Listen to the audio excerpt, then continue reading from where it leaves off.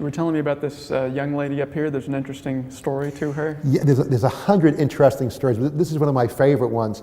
When I came onto the project, there was lighting sconces, and they talked about, they didn't know what they looked like.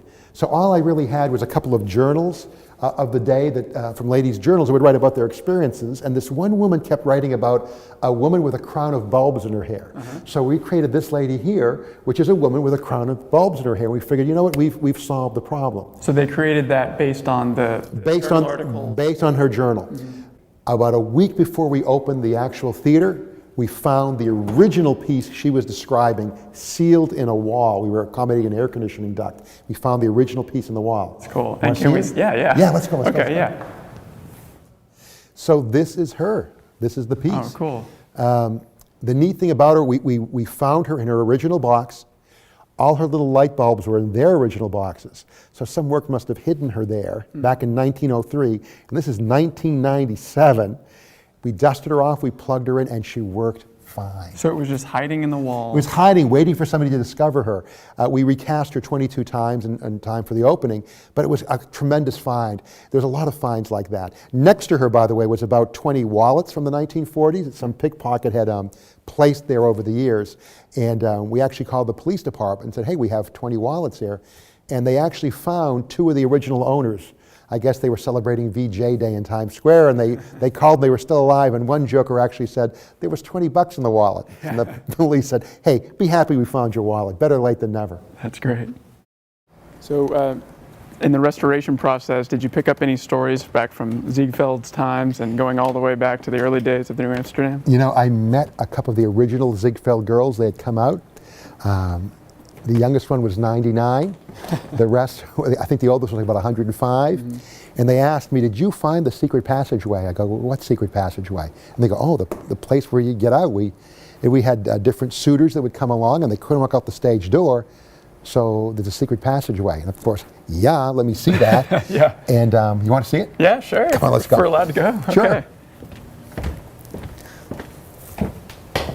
So you have to picture being in your top hat and tails. Yes. Sneaking down here 2 stories.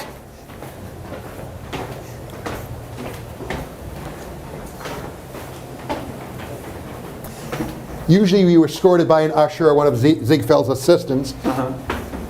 Remember, this is before the flashlight, so chances are you're working with a kerosene lamp. Down to the sub-cellar. Now you're really getting to see what a Broadway show looks like behind the scenes. Yeah. So a lot goes into it.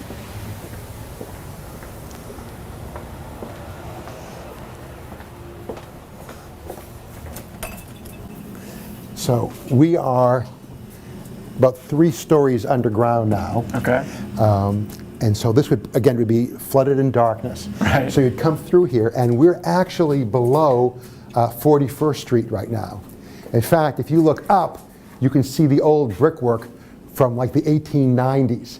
That's old. So we're under 41st Street right now. That's crazy. This used to be where they put the coal in through.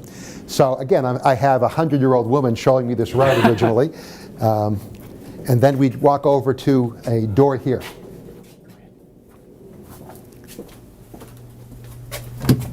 So come on in, watch your step.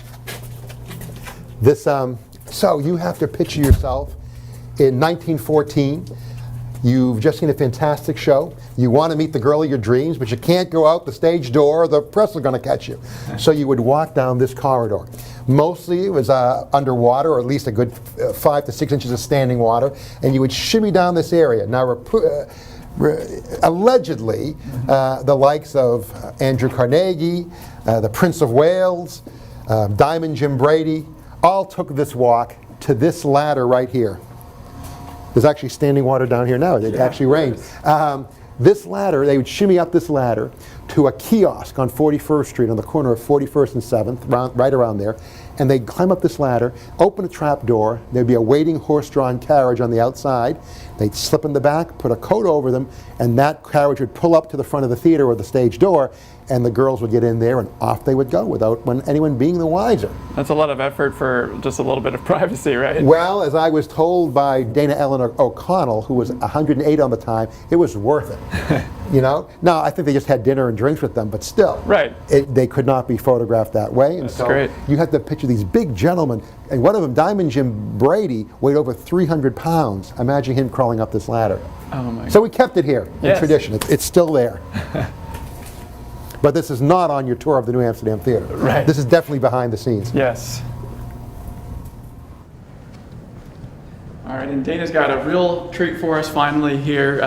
You were telling me some of the props, when they get too dirty and they've been used on stage, you usually will clean them, but sometimes you've got to put them in storage. You retire them, I guess. We retire them for show clothes and stuff, and rather than have them sit away at some dusty warehouse somewhere, I keep a few of them around the theater so we can look at. And in fact, this just came off our Newsies tour. These are some of the original newspapers from Newsies. Here, you can take a look at that.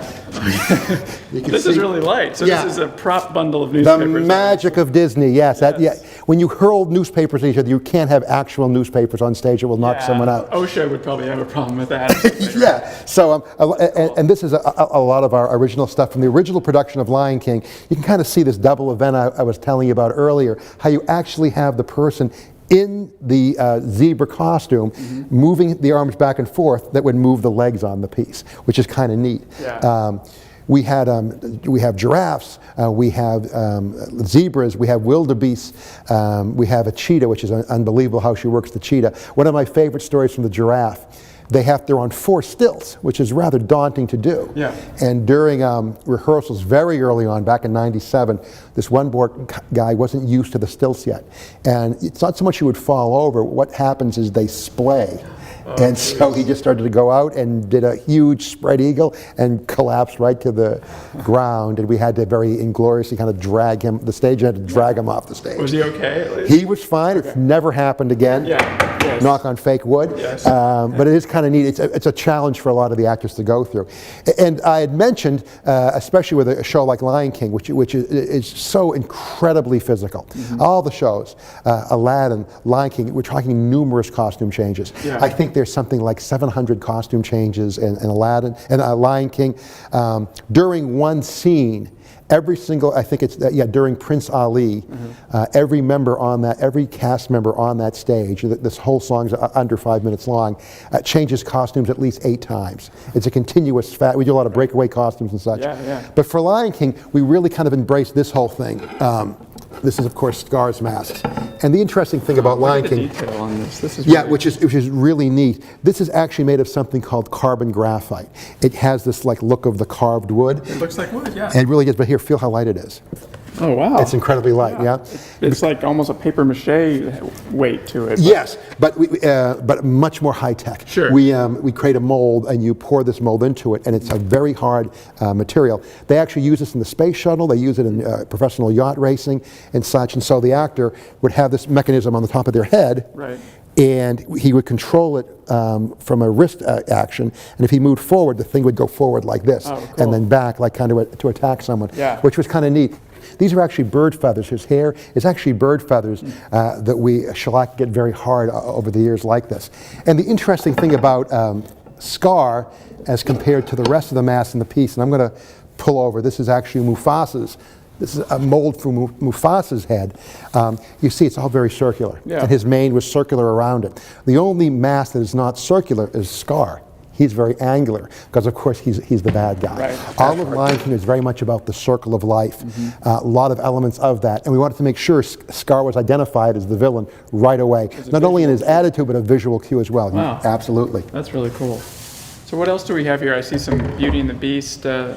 This is original Beauty and the Beast stuff. This is actually kind of fun. Okay. Before we do every show, you recreate it in miniature. You do a small stage version of it, and this is actually the version of the Beast Castle from Beauty and the Beast. Cool. You do something like that. We have Mary Poppins as well. But the set designer creates this first to see how it's going to actually play on the stage. I'll take you over here. Okay. This is actually a small version of the New Amsterdam Theatre where we just were. Ah. Right? You recognize that. And this was actually Mary Poppins as a full-scale Victorian mansion that would actually come forward onto the stage. And can be moved back and forth effortlessly. okay, weighing a considerable amount of weight Right. to move without a sound back and forth. And this was very much like, almost like a dollhouse, what was happening there, and the roof would fly off and come back in. But before we did this, we had to see how it would work in miniature and how it would play in the entire stage. Where you spend all that money making the full set. Yeah, you want to get a kind of a feel how it works. Well, Dana, thank you so much for having us. I've interviewed a lot of interesting Eagle Scouts. Never thought I'd end up here on Broadway. So Well, you know what? We're everywhere. Eagle Scouts can be rappelling off mountains, they can be deep sea fishing, or they can be on Broadway. apparently so. Thank you so much. Hey, my pleasure. Best of luck to you. Take care. Thanks. Be prepared.